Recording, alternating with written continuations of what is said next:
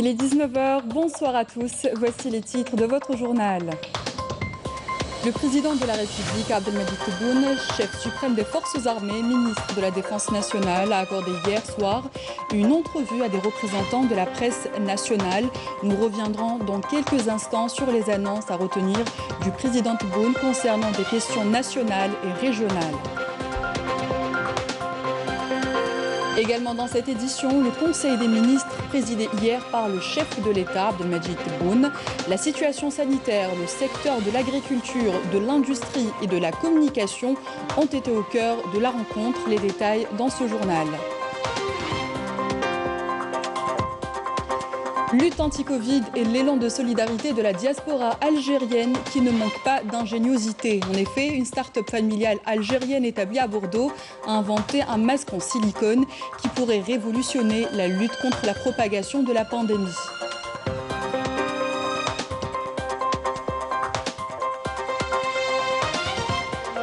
Enfin, cap sur Oran, où 2 étudiants ont lancé un système d'irrigation intelligent dans le cadre de leur projet de fin d'études.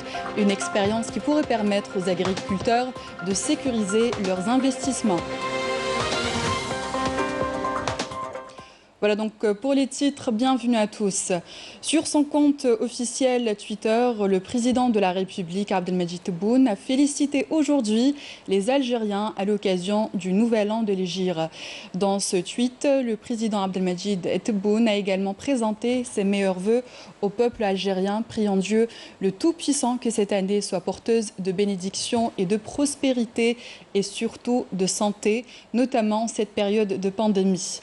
Le président s'est également recueilli sur l'âme de toutes les personnes qui nous ont quittés et a exprimé ses vœux de rétablissement à tous les malades. Comme je vous le disais en titre, l'entrevue du président de la République, Abdelmadjid Tebboune, chef suprême des forces armées, ministre de la Défense nationale, accordée hier soir à des représentants de la presse nationale. Cette rencontre périodique a été l'occasion d'aborder bon nombre de questions nationales et régionales.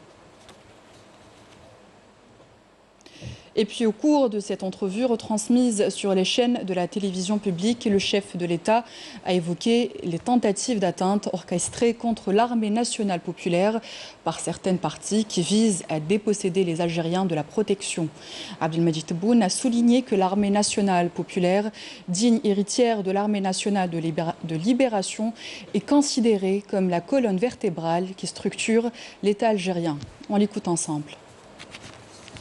الجيش هو العمود الفقري تاع الدولة، معروف الجيش ومش من اليوم، لأننا بلاد ثورية، والجيش ثاني الجيش التحرير الوطني هو أساس، هو المحرر، هو الضامن ودستوريا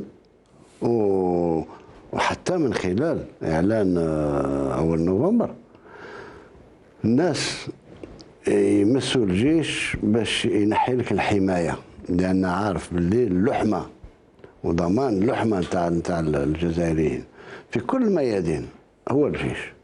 لما تكون أزمة تاع ناس يبغوا يمسوا الوحدة الوطنية هذه ما يتصدى لهم إلا الجيش. هذه هي يعني ضامن وما يعرفوش الجيش الوطني الشعبي تاعنا، دابا جيش شعبي بأتم المعنى. ما هو جيش تاع عائلات مثل ما هو في بعض الدول ولا ما هو الجيش جيش وطني بأتم المعنى، لأنه يمثل كل الجهات نتاع الوطن، يمثل كل الأطياف تاع الشعب، واليوم جيش متكون وكلهم شباب. أنا قلدت مؤخرا جنرالات في عمرهم 43 44 سنة، هما شادين الفكرة نتاع قال ضباط وهذه وشدوا ما بغاوش يطلقوا، هذاك تأطير نتاع الجيش. الجيش تأقلم مع الوضع وتأقلم مع الجيش ضحى بالنفس والنفيس.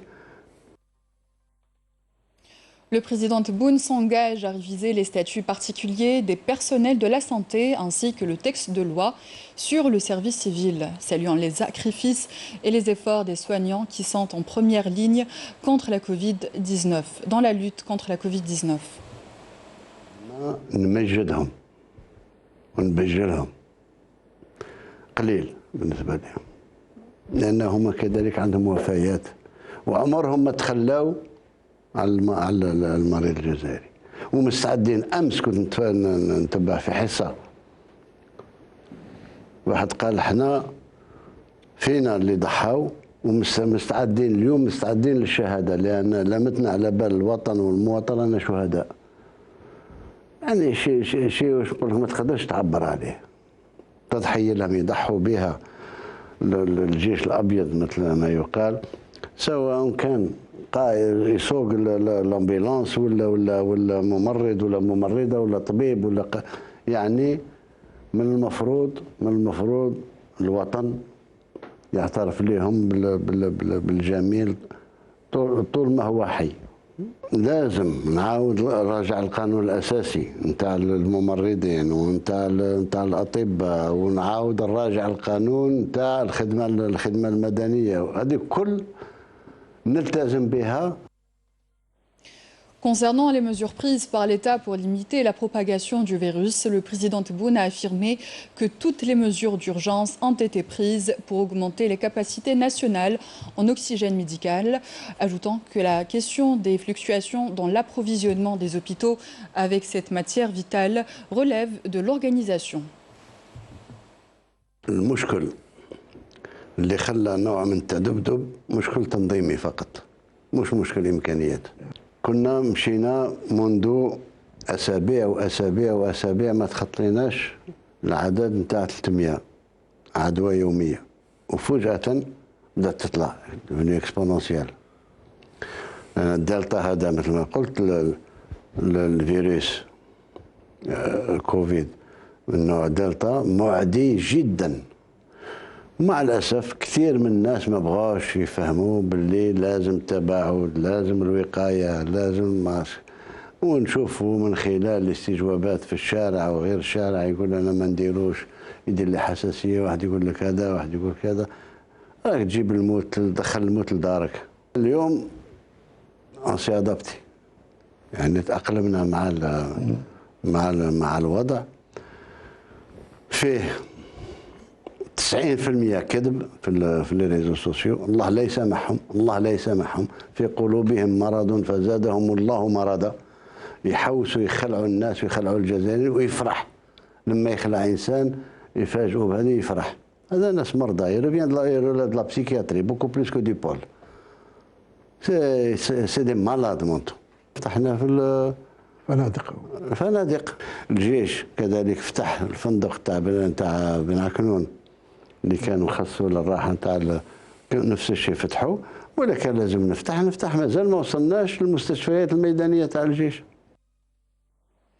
Autre décision importante annoncée par le président de la République, celle de l'augmentation de l'allocation du chômage au profit des jeunes pour, entre autres, préserver leur dignité. Je vous propose d'écouter le président de la République.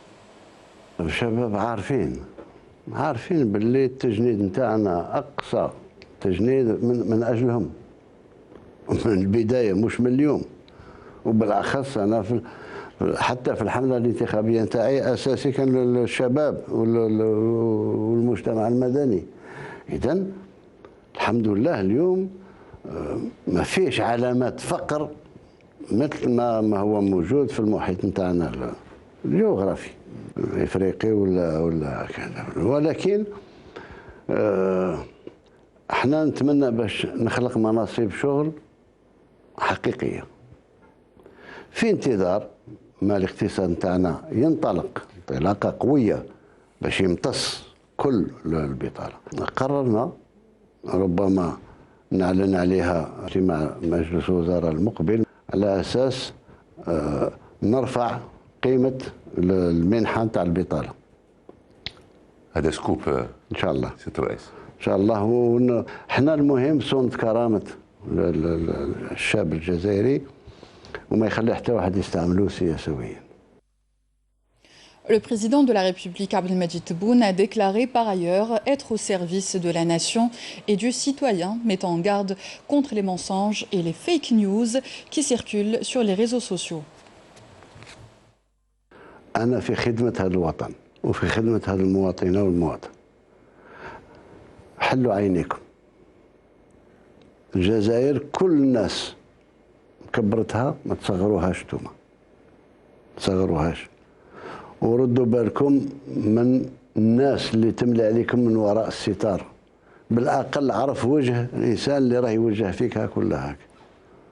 الوقت راه صعب، هذه يسموها الحرب الجيل الرابع، كيفاش تطيح بلاد بولادها بالاشاعات وبكذا وكذا. حذاري حذاري حذاري. ونتمنى كل خير للوطن تاعنا ان شاء الله، وان شاء الله السؤدد، وان شاء الله من حسن الى احسن.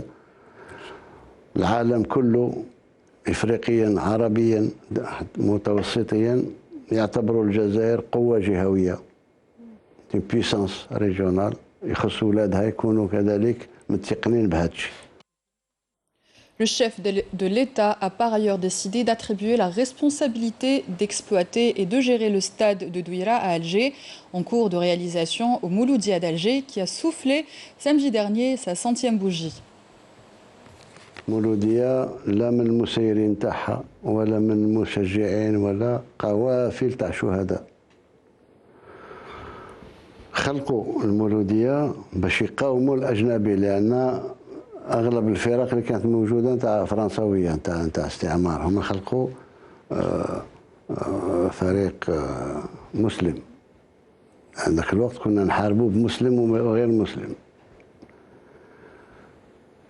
7 أوت 21 صادف المولد النبوي، اذا فيه اضافه سموها المولوديه انتماء للمولد النبوي الشريف. 56 توقفوا لأن الأمر من جب هذاك الوقت باش كل الفرق هذه توقفوا بعد الاستقلال. كان لهم يستاهلوا كل خير، ونبارك لهم مبروك المئوية، وإن شاء الله من انتصار إلى انتصار أكثر. إيه لما تحتفل بعيد ميلادك لازم هدية. هدية إن شاء الله. أنا قررت باش نخلي لهم الملعب نتاع دويرة نخليه تحت سير، وهذه أجمل هدية باش ما يبقوش SDF. المقر تاعهم الملعب نتاعهم، الملعب تاع دويرة يسيروا كما حبوا، الملكية تبقى للدولة، ولكن التسيير تاعو لي جو فروي كما يقولوا تبقى المولودية، ومبروك عليهم ويستاهلوا. Le président de la République, Abdelmadjid Tebboune, a affirmé que le Maroc n'avait toujours pas réagi suite aux problèmes survenus après la convocation par l'Algérie de son ambassadeur à Rabat pour consultation. بالنسبة لنا احنا ما كانش فيه استجابة للمشكل الظرفي الحالي اللي انا عايشينه. فيه دبلوماسي مغربي صرح بأمور خطيرة جدا، سحبنا على أساسها السفير تاعنا من الرباط، وقلنا نمشوا إلى أبعد، ما جاناش الجواب. Retour ce soir sur la réunion du Conseil des ministres présidée hier par le chef de l'État, Abdelmadjid Tebboune, qui a donné plusieurs instructions pour faire face à la 3e vague de Covid-19. La rencontre a été consacrée à l'examen de nombre d'exposés portant sur plusieurs secteurs, dont celui de la santé, qui comprend la lutte anti-Covid, l'agriculture, l'industrie et aussi la communication. On fait le point avec Walid Yousfi. Après écoute des exposés présentés lors de la réunion périodique du Conseil des ministres, le président de la République, Abdelmadjid Tebboune, a ordonné l'entrée en service de l'usine de production locale du vaccin sino-algérien en septembre prochain. Une usine avec une capacité de production de 2 millions de doses par mois qui permettra l'accélération de la cadence de vaccination dans les wilayas les plus affectés pour arriver au taux de 60% du nombre de personnes vaccinées. Le président de la République a notamment affirmé que la prochaine rentrée scolaire des corps de l'éducation, de l'enseignement supérieur et de la formation professionnelle était tributaire de la vaccination de tous. Toujours dans la lutte anti-Covid-19, Abdelmadjid Tebboune a instruit l'augmentation de la production d'oxygène, estimée actuellement à plus de 360 000 litres à 470 000 litres, avec l'entrée en service de l'usine de Betiwa à Oran. Une production qui sera consolidée par l'importation de 100 000 litres d'oxygène par bateau tous les 2 jours pour satisfaire la demande et prévoir toute éventuelle urgence. Au volet industrie, le président de la République a donné des instructions pour la création d'agences du foncier industriel, agricole et urbanistique, l'accélération de la promulgation de nouveaux textes de loi sur l'investissement tout en veillant à opérer un équilibre en matière d'investissement entre les régions du Nord, du Sud et des Hauts-Plateaux. Le président Tebboune a par ailleurs instruit le Premier ministre, ministre des Finances Ayman Ben Abdelrahman, ainsi que le ministre de l'Intérieur, des collectivités locales et de l'aménagement du territoire, Kamel Beljoud, a supervisé la mise en place immédiate de zones d'activité pour la création de petites et moyennes entreprises destinées aux jeunes à travers toutes les communes. Dans le secteur de l'agriculture, le président de la République a appelé à l'encouragement de l'industrie de transformation à travers la création d'unités pilotes aux frais de l'État pour la production de la betterave sucrière et de l'huile végétale, avec pour objectif d'encourager les investisseurs privés et faire de ces unités des centres de formation à l'avenir. Le président de la République a également instruit à l'effet de revoir le mode de financement des éleveurs en tenant compte de leurs intérêts, ceux de l'État, tout en s'orientant vers l'arboriculture fruitière, une activité adaptée au climat des hauts-plateaux. Au volet communication, le président de la République a instruit l'accélération de la promulgation des textes de loi régissant l'activité de l'audiovisuel, de la presse écrite et la déontologie de la profession. Il a par ailleurs ordonné de revoir le texte organisationnel de l'autorité de régulation de l'audiovisuel. Dans la même lancée, Abdelmadjid Tebboune a donné des directives pour la préparation de textes de loi pour la création d'un pôle pénal de lutte contre les crimes cybernétiques, mais aussi d'œuvrer à l'amélioration des moyens de communication avec le citoyen dans tous les domaines et placer ce point dans les priorités de l'action gouvernementale.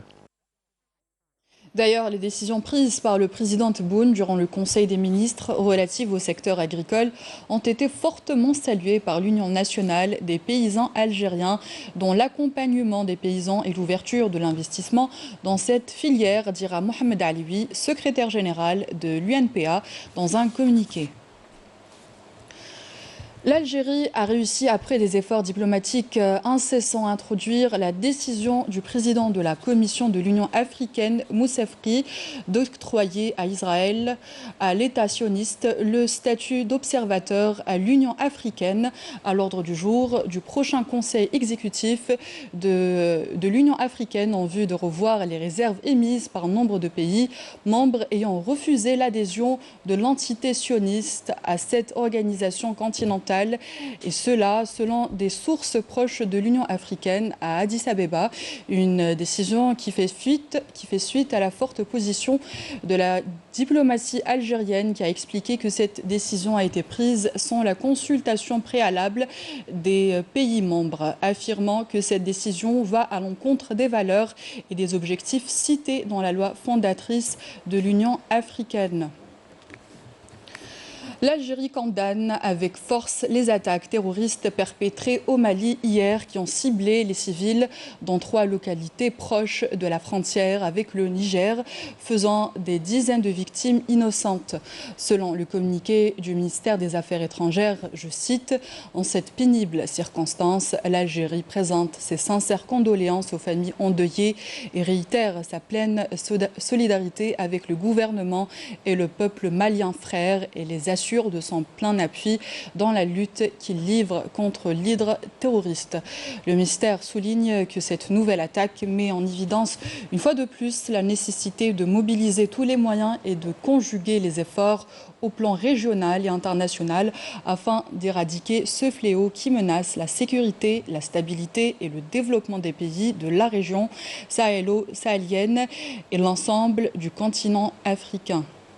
Plus que jamais, l'Union africaine doit trouver dans la solidarité agissante et l'engagement soutenu de ses États membres ainsi que dans la coopération avec le reste de la communauté internationale les ressorts d'un rehaussement de l'efficacité des mesures de prévention et d'élimination du terrorisme dans ces manifestations que dans ces causes, conclut le communiqué du ministère des Affaires étrangères. On passe à la situation sanitaire. L'Algérie a recensé 992 nouveaux cas confirmés au Covid-19 contre 1020 cas hier, 721 guérisons et 28 décès durant ces dernières 24 heures. Ces chiffres ont été communiqués par le ministère de la Santé. Les campagnes de vaccination se poursuivent à travers le territoire national. Exemple ce soir à Annaba et Constantine, où des centres de vaccination ont été installés au profit des travailleurs de différents secteurs, mais aussi des citoyens. Les détails avec Yasmine Messaoudi. La campagne de vaccination se poursuit à travers le pays. Comme ici à Constantine, la société de gestion des gares routières d'Algérie a mis en place au niveau de plusieurs gares routières des centres de vaccination à l'intention des travailleurs, mais aussi des voyageurs. Nous devons nous faire vacciner. Le vaccin est disponible, donc pourquoi ne pas le faire? Je demande aux citoyens de saisir cette opportunité pour se protéger.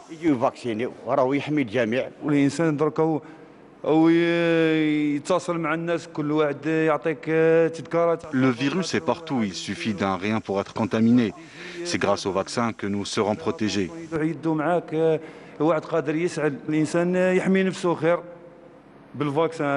À Annaba, les travailleurs de Naftal ont répondu présents à la campagne de vaccination organisée à leur profit au centre médico-social de l'entreprise. Je suis venu aujourd'hui pour me faire vacciner. Je conseille les personnes qui ne l'ont pas encore fait de le faire le plus tôt possible.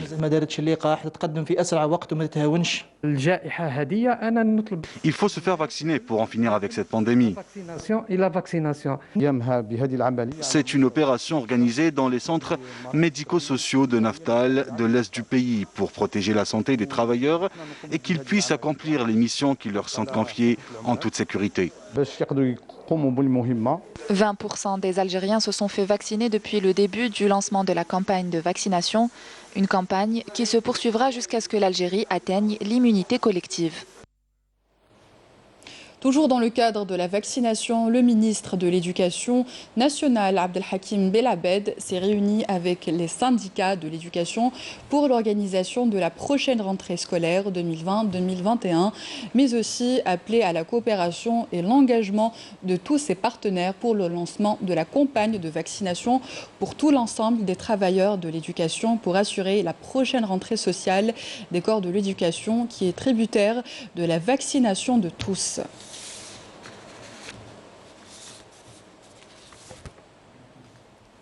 الحاضرة معنا هي 24 نقابة وهذا للتعبير على افتتاح. Aujourd'hui, vous êtes 24 membres syndicaux à être présents pour s'organiser et planifier la prochaine rentrée scolaire qui est pour bientôt, conformément aux instructions du président de la République, Abdelmajid Tebboune. C'est aussi une occasion pour moi de vous rappeler que nous vivons une crise sanitaire et j'attends la contribution de tous nos partenaires pour nous aider à lancer une vaste campagne de vaccination qui sera lancée au profit de tous les fonctionnaires de l'éducation nationale pour assurer une rentrée scolaire sans risque. لمرافقتنا ومساعدتنا على إجراء حملة واسعة لتلقيح موظفي قطاع التربية الوطنية لأجل ضمان دخول مدرسي وسنة دراسية آمنة إن شاء الله. Lutte anti-Covid et ce formidable élan de solidarité de la diaspora algérienne qui ne manque pas d'ingéniosité. En effet, une start-up familiale algérienne établie à Bordeaux est à l'origine de l'invention et de la commercialisation d'un masque en silicone qui pourrait révolutionner la lutte contre la propagation de la pandémie. Afef Belhouchet. Ce sont de drôles d'objets disposés sur cette table de réunion des membres de la Biotech, une start-up quasi familiale qui a mis au point entre autres ce masque réutilisable. Alors c'est très simple, vous avez un masque tissu qui permet d'avoir le filtre dans la pochette. Le filtre doit être lavé une fois par semaine et il peut être utilisé 6 mois. Jusque-là, rien d'innovant, si ce n'est les propriétés de son filtre. Ce dernier contient du cuivre. Il a été testé par l'Institut Pasteur en France pour son caractère virucide et breveté par l'INPI. Mais comment ça marche ? Il y a un procédé tout simplement qui est lié au cuivre lui-même. Le cuivre sous sa forme ionisée réagit activement avec l'oxygène pour créer un micro-arc électrique qui va venir percer la membrane et charger les virus en ion de cuivre.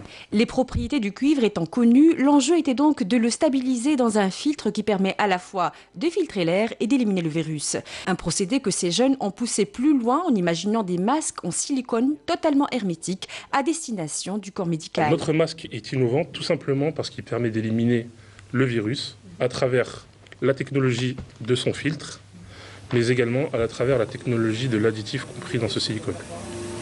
Un additif qu'on mélange avec du silicone liquide dans ce genre de machine. Les deux produits sont pompés puis transformés par une technique de moulage à chaud, un procédé automatisé sans opérateur qui permet d'en assurer une importante production.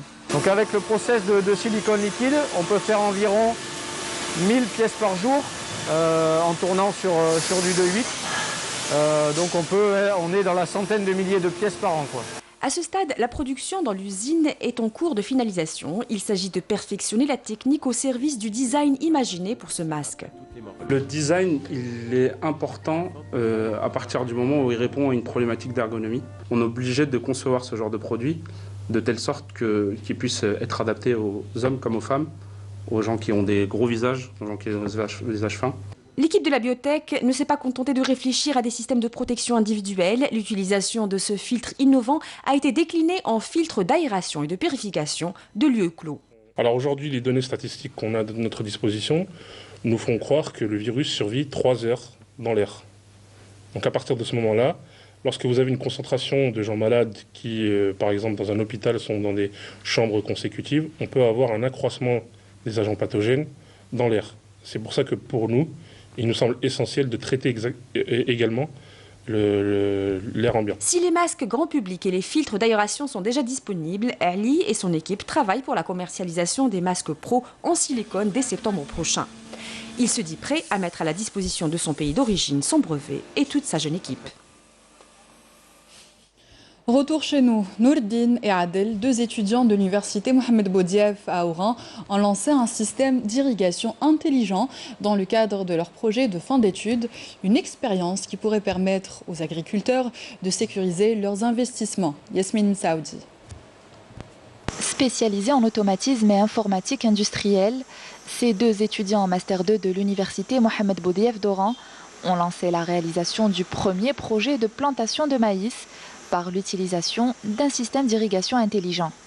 C'est un programme qui arrose 88 plants de maïs répartis sur une parcelle de terrain de 50 mètres carrés. C'est un système d'irrigation intelligent qui permet de contrôler l'état de la plante, ainsi que du climat extérieur pour les comparer avec des données disponibles sur la plateforme.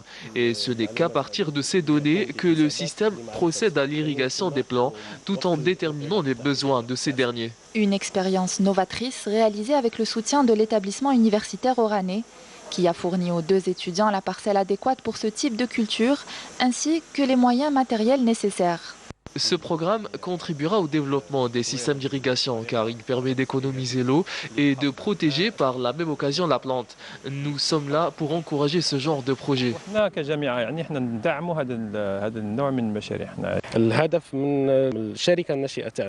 Ce projet vise à l'amélioration du produit, l'augmentation du rendement ainsi que l'économie de l'eau.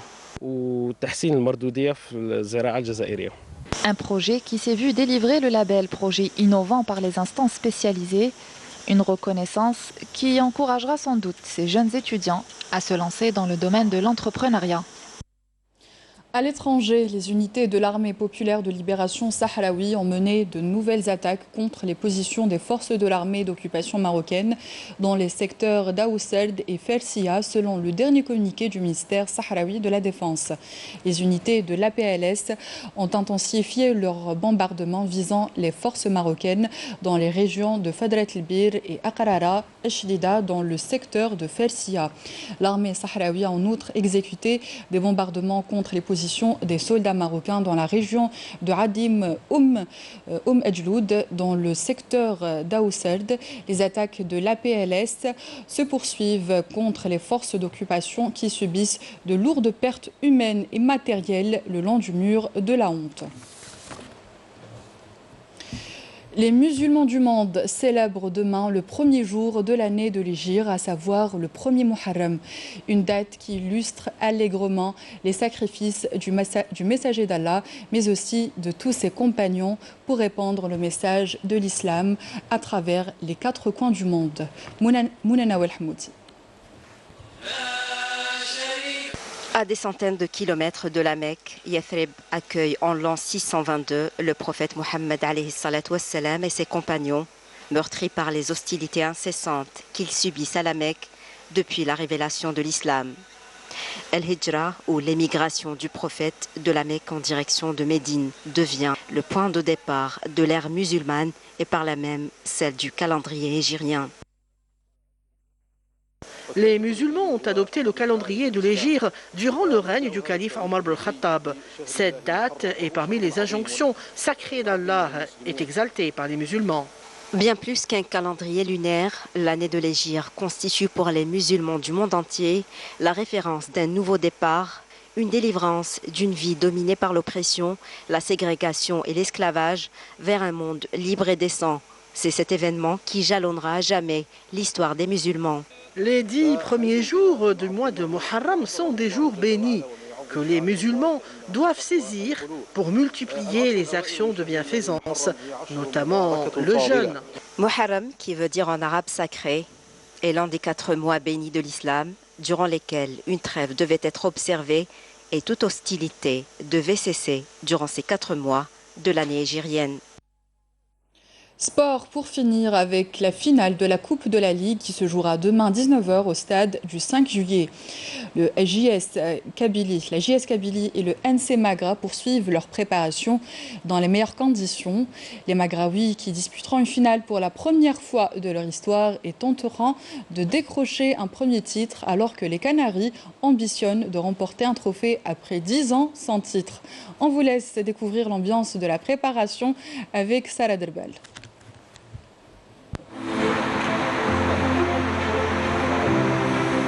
Plus que jamais déterminés, les Magraouis préparent leur première finale qui les opposera à la JS Kabylie, habituée à l'épreuve populaire.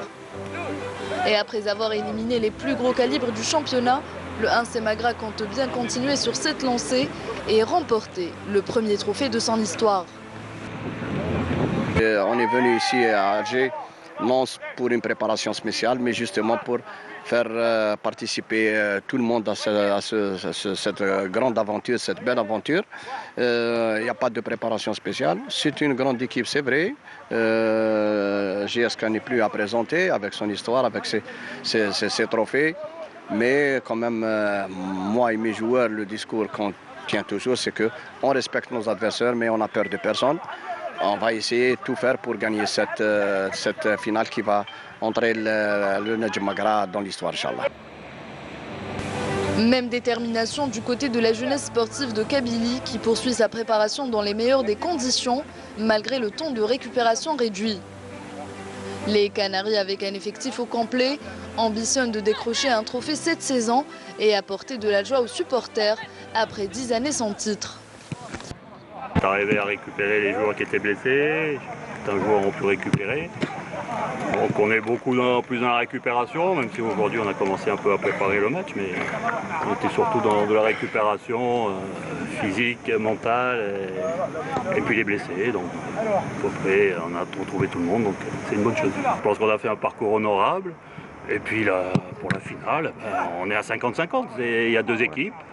Donc c'est toujours comme ça le football, au départ c'est 50-50 et après c'est l'équipe qui fait le meilleur match qui le remporte. Voilà, le décor de ce duel prometteur est bien planté.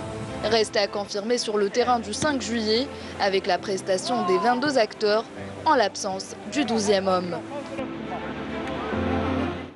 Fin de cette édition, merci à vous d'y avoir prêté attention et de nous être fidèles. Excellente soirée sur Canal Algérie et à demain.